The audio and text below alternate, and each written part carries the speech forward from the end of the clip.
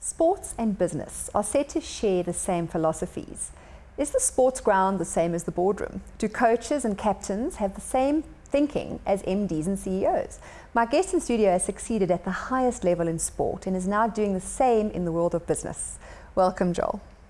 Thanks, Tanya.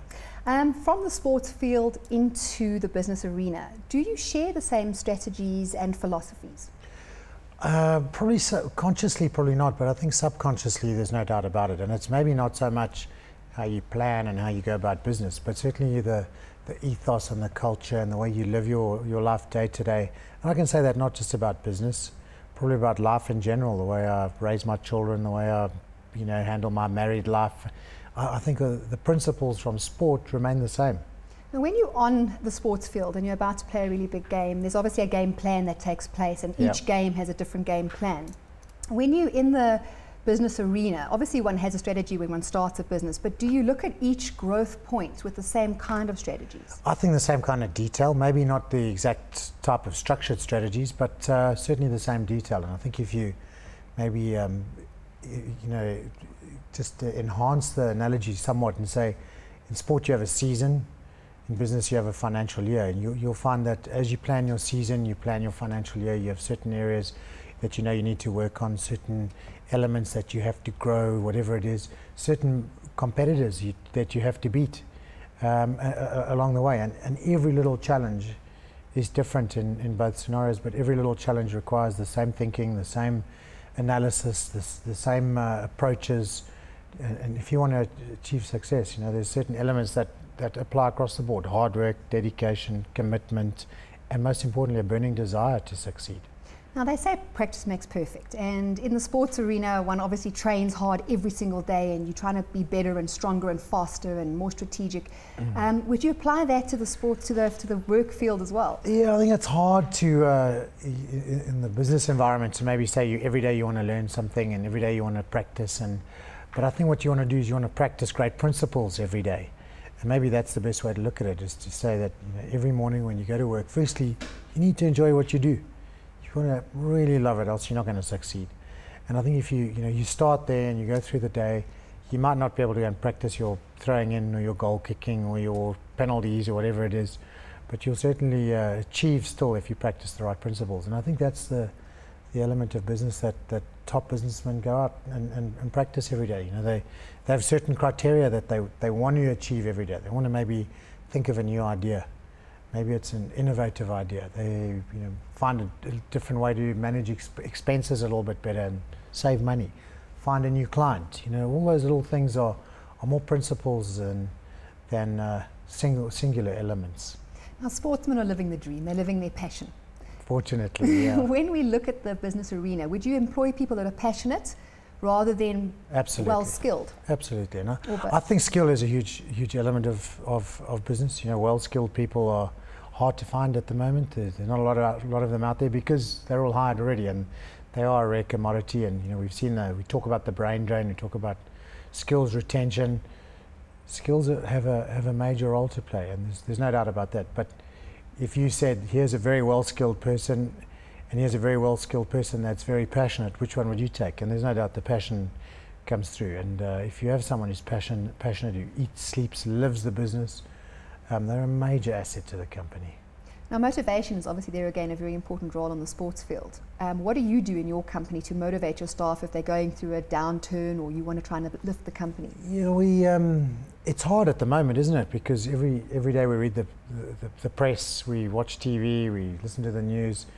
There's a lot of negative sentiment out there, and I think as much as we like to say, it doesn't apply to us, and we're going to ignore these tough times and we're just going to carry on doing our thing, you can't help but be worn away by reading and hearing about it. So there's no doubt that motivation is a key element to any company, any business at the moment. And for us, I think we try and do little things. We try and change our internal plan once a year, and we try and keep people aware. Communication is a vital part of the whole process. I've staff meetings, and we have 800 people, and sure, we can't bring everyone up from around the country because we have 12 regional offices, but for the bulk of the people that are based here in Joburg, we have a quarterly staff meeting. We get together and we have a good chat, question and answer where there are questions. And as much as we don't get in a motivational speaker every time, we do for our sales conferences, at least the communication channel is open. At least there's a time to, give a positive message. And we're fortunate. We've had even through the tough times, we've had a good year and a couple of good years. So it is a good message, and we're a growing company. There's always something good to talk about. So I think the key is communicate, whether a staff meeting or a staff note, but always positive. And that's for me is the vital thing. And then I do little things. I walk around the building every day and greet everyone and chat and try and keep it a real open door policy. Now, wellness is something that a lot of corporates are putting into their companies, and you obviously come from a sporting field, so your mind is very much zoned into health, fitness, wellness. Does that flow through your company because of the way you are? Probably not, actually. If I look at some of my management team, and I know there's a few of them who are probably going, oh, that's me. I think we try a little bit, and there's a few of us that are still, regard our bodies as temples. There's a few who don't. And there's no doubt that a healthy body is a healthy mind, and that's maybe what inspires me to carry on training and to remain fit and try and remain strong. But I don't think it is the be all and the end all. I think what is important is your diet. I think if you eat well and you practice good eating habits, then you tend to have more energy than those who eat poorly. But I'm not sure that physically training is the be all and the end all. And as much as I'd like to think that we can go out and train for work every day, it's very hard to actually say, tomorrow I've got a technology meeting, I'm going to train for a technology meeting. It doesn't work like that, unfortunately. Now, how have you balanced training, eating well, family, business, and the whole process? How do you know I have balance? I don't train as much as I'd like to. I've found that there's days where if I got up at 4 o'clock in the morning, there wouldn't be time to train. So I try and draw a line. I try and say, right, that's my time for sport, that's my time for family.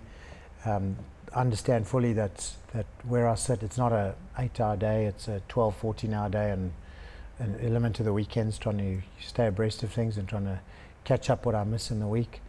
So it is a difficult balance, but I don't think it's hard to eat well. I think to have a healthy diet is really simple.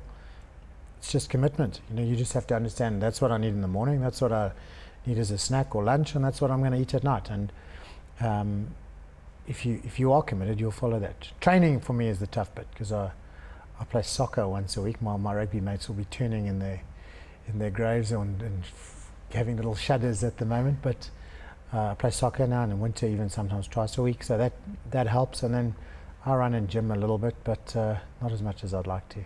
Family seem to, in this whole thing, sorry to interrupt, but the family is the one thing I've not mentioned, and probably the most important thing for me is the balance at home. And I used to get up at 5:30. I used to be in the office by 6:15.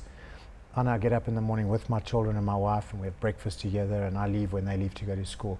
And that was the one change I've made in terms of finding a balance, because I get home in time to have dinner, and we sit at the dinner table every night, and there's the odd exception where we might watch TV or whatever it is, but 9 out of 10 times we sit at a table and we have dinner together. So we get up in the morning together, and we have dinner and go to bed together.